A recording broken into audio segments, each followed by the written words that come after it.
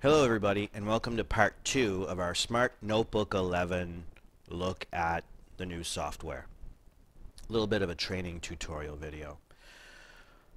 We're all used to this little toolbar on the side where we can add different pages and it will progress through and it will show us each of the steps that we've done while we build a little presentation.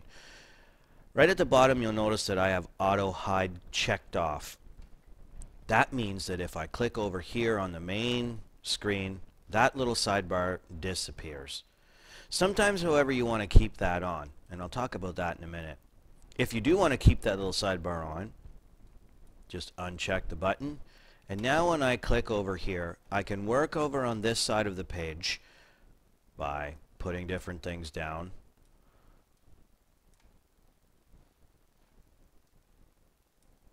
Sorry, I'm working with a mouse and not my finger.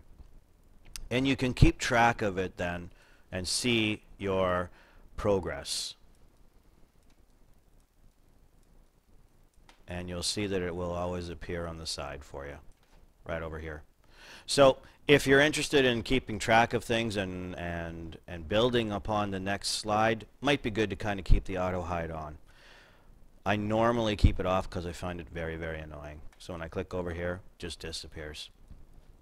There's some really neat new things about this side over here too. We're all used to this little picture frame. In the little picture frame is where we have all of our gallery essentials. Now, you will notice that with Smart Notebook 11, complete with it is almost 5,000, well, it's 5,237 different items in pictures and interactive multimedia. So there's 6,700 pictures, tools, stuff inside of the gallery. When you want to look at it, you can break it down very simply because that can be an overwhelming number.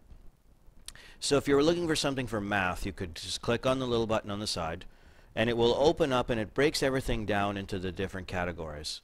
So I could go to math. I could even break it down a little bit more on mathematics. And I could say, oh, number, patterns, and relations. I click it, and then it gives me a whole variety of pictures down here that I can use just for, that's fun, just for math. And the concept that I'm looking for. You can do it in the arts, you can do it in history, everything. Very simple to do right here. Just open up the little button and it will break it down. Makes life a little bit easier. Now, if you know what you're looking for, you can go right up here and you could type in exactly what you're looking for. Dice, for instance. I'm going to hit search, and then what it will do is it will give me all of the pictures of dice that I'm looking for. I was really looking for this green dice right there. So right here in the little picture frame, Gallery Essentials, you can search through it by opening this up, or you can just search for whatever you'd like on in the little search bar. Now there's a couple of other really interesting things with this one. Let's get us a new page. The Lesson Activity Toolkit, it's been there in version number 10 and probably earlier versions, but the Lesson Toolkit is just a little thing that Smart put in there that allows us as teachers to build sort of fun, more interactive kind of presentations for our kids, but we don't really need to know any HTML coding and Flash and all that nonsense. What they've done is they've given us the framework as teachers, and now we can go ahead and we can build on it. Let me show you an example. I've opened up the Lessons Activity Toolkit, and you'll see that it breaks down into a couple of other different lines here. Let's say we want to put down one of those little fun games. Remember all those presentations we've always seen in the past where there's the balloons and the kids come in and they push the balloon and it pops and there's their name or something like that.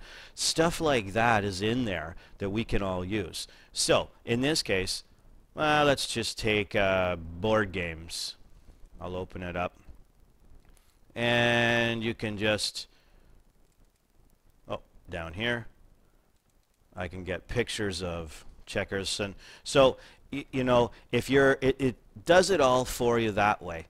The other nice thing though is that it will also give you some kind of really neat activities. So, go to a new page up here. Let's go to image match, for instance. Down here you see it gives me interactive and multimedia. So I can click on that. And what I can do is, as a teacher, just drag over one of those really kind of neat flash video things. Now it's blank. So if I wanted to do an image match, what I do as a teacher is you just click on the edit button and it's just that simple. So you could put pictures of whatever here and type whatever text you'd like, and then when you hit OK, it does all the hard work for you and your images would be right here. So right here in the little gallery button, right underneath the lesson activity toolkit, you can explore that. You can find the balloons, you can whatever you'd like to do. Whenever you find something, just click on the edit button, add your own text to it or pictures or whatever you'd like to do. It's very, very, very simple. The other thing that's really neat about this is that you'll notice this little button, Google 3D Warehouse. So what's happened is when you're hooked up to the internet, Smart has kind of got together with Google here, and Google offers you a whole warehouse of 3D images that you can use just like we would use our Gallery Essentials where we just drag pictures over. So Google has put together a big collection of stuff there too. Let's see if I can go there if my internet's fast enough. We'll go there very quickly and it opens up another page for me here. And you'll see it's just going to give me a whole bunch of different collections of things that I can use.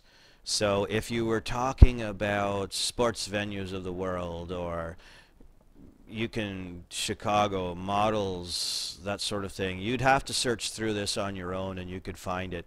But what you can do then is actually put that image of this table right here into your main presentation. So it just adds a little bit more excitement and fun for it. I have no idea what Notebook Gallery 2.0 beta is, so have fun exploring that if you'd like. Down here in the little paperclip is where you would see if you started to save a lot of things, presentations, you'll see that you can save them right in this section. So for a very quick click, over you go. This little page down here, this little tab, very similar to older versions, allows you to do fill. So if you had some squares and boxes here, you could put images and solid fill, that sort of thing. When you do that, it also gives you colors that you can add, that sort of thing. Another neat thing is that you can actually record your lesson. So if you were doing a whole bunch of really neat stuff, let's try it. So I'm going to start recording, and then I'm going to go up here and I'm going to grab a pen, and I'll use a pencil, and I just will continue to write my name. And when I am done, what I'll do is I'll go back here, stop recording, and now watch what happens. I can play it.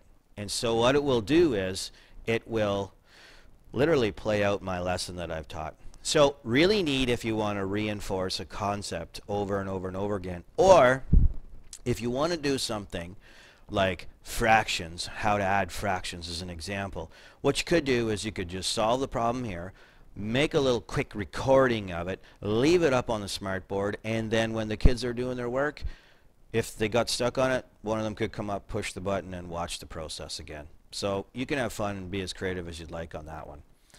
Down here too is something that's really new. It's called the Activity Builder. This is new to Smart Notebook 11, and it's really neat. Let's get a new page. I click on it, and this allows you to do one of those very, very simple interactive games that we sometimes do. So if you click on how to build an activity, it gives you some instructions. Let me just show you. So first of all, what you might want to do is you might want to find a basket. So let's go to the Gallery Essentials, and I'm going to just type in basket and search for it. So I'm going to get a picture of a basket. There's my basket. Boop. Okay. Now what I do is I highlight that thing. I just click on it. And I go back over here and I hit edit. Okay. Now, this is where it gets really neat. So what I can do is I can put stuff into my basket. So let's say I only want to put fruit in the basket. So I want to put fruit. So you could list out all the names of different types of fruit. You just put them on the screen somewhere. But I don't want any veggies in my basket. Nope, not at all. Now, I've got my 2 words there. You could put 100 words if you'd like. So what I do is I take and grab my, take my auto hide off, just makes my life a little easier. Grab my fruit and I drag my fruit into this little box that says I want those things to be accepted into my basket. And veggies, well, I want those to be rejected from my basket. I hit done. Then what I do is put my auto hide on. When I put my fruit into the basket, it stays in the basket. But when I put my veggies in the basket, nope, won't work. So you can have fun with that. It's very, very simple and easy to do. So that's a brand new tool found on the side toolbar over here. How to build an activity. Here's the instructions. Takes no time at all. Okay, so that's part 2.